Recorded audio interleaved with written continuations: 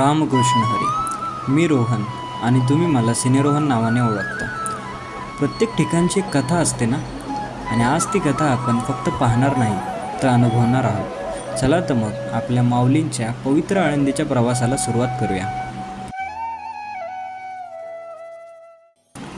कधी असा विचार केला आहे का की एखाद्या ठिकाणी गेल्यावर मन अचानक शांत का होतं? काही ठिकाणं आपण पाहायला जातो, पण काही ठिकाणं आपल्याला स्वतःची भेट घडवून आणतात. माझ्यासाठी अशीच एक जागा म्हणजे आळंदी. होय, देवाची आळंदी. पुण्यापासून काही अंतरावर वसलेलं एक छोटंसं गाव, पण महाराष्ट्राच्या आध्यात्मिक इतिहासात ज्याचं स्थान खूप मोठं आहे. ही फक्त एक तीर्थक्षेत्र नाही, ही संत ज्ञानेश्वर महाराजांची भूमी आहे. अशी भूमी जिथे भक्ती आहे, इतिहास आहे, संस्कृती आहे आणि सर्वात महत्त्वाचं म्हणजे मनाला स्पर्श करणारी एक वेगळी शांतता आहे. आळंदीमध्ये पाऊल टाकताच सर्वात आधी जाणवते ती इथली ऊर्जा. मंदिराकडे जाणारे रस्ते, वारकऱ्यांच्या ओठांवरचे अभंग, टाळमृदंगाचा नाद आणि ज्ञानोबा माऊली तुकारामांचा अखंड जयघोष, हे सगळं वातावरण इतकं पवित्र बनवतं की काही क्षणांसाठी बाहेरचं जगच विसरून जातं. संत ज्ञानेश्वर महाराज हे नाव फक्त महाराष्ट्रातच नाही, तर संपूर्ण भारतीय संत परंपरेत आदराने घेतलं जातं.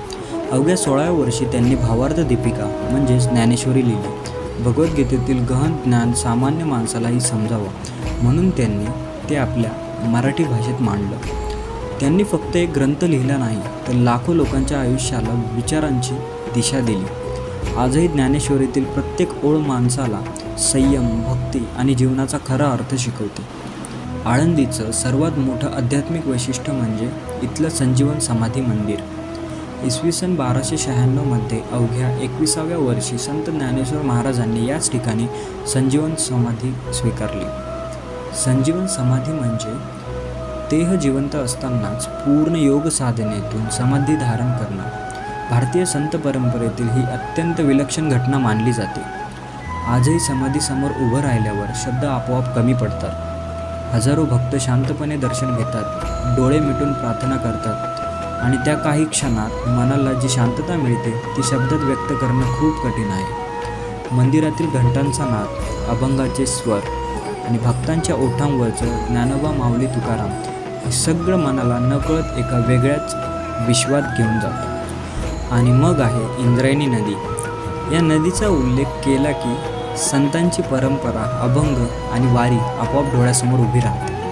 तिच्या शांत प्रवाहाकडे पाहताना असं वाटतं जणू कित्येक शतकात इतिहास आजही इथे वाहत आहे. संध्याकाळच्या वेळी नदीवर पडणारी सोनेरी किरणं, मंदिरातून ऐकू येणारा घंटानाद आणि वातावरणात भरून राहिलेली भक्ती, हा अनुभव कॅमेऱ्यात कैद करता येतो, पण मनात निर्माण होणारी भावना मात्र शब्दांमध्ये सांगणं कठीण आहे. दरवर्षी लाखो वारकरी याच आळंदीहून पंढरपूरच्या वारीला निघतात. हातात भगवा ध्वज, ओठांवर अभंग आणि मनात विठ्ठल वारी अढळ श्रद्धा. ही वारी फक्त चालण्याचा प्रवास नाही, हा स्वतःला विसरून भक्तीत रंगून जाण्याचा प्रवास आहे. समतेचा, सेवाभावाचा आणि निस्वार्थ भक्तीचा प्रवास आहे.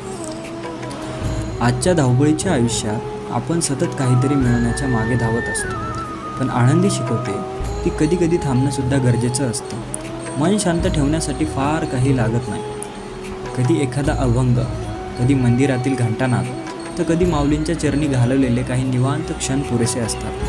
कदाचित म्हणून इथे येणारा प्रत्येक माणूस फक्त दर्शन घेऊन परत जात नाही, तो इथून मनःशांती, सकारात्मकता आणि एक नवीन विश्वास घेऊन परततो. काही ठिकाणं आपण कॅमेऱ्यात जगतो, काही ठिकाणं आपण कायमची मनात साठवून ठेवतो. आळंदी ही फक्त एक जागा नाही, ती श्रद्धेची अनुभूती आहे, अध्यात्माचा प्रवास आहे आणि स्वतःशी पुन्हा एकदा जोडून घेण्याची एक सुंदर संधी आहे. जर तुम्ही कधी पुण्यात आलात तर फक्त आळंदीला भेट देऊ नका, तिला अनुभवा.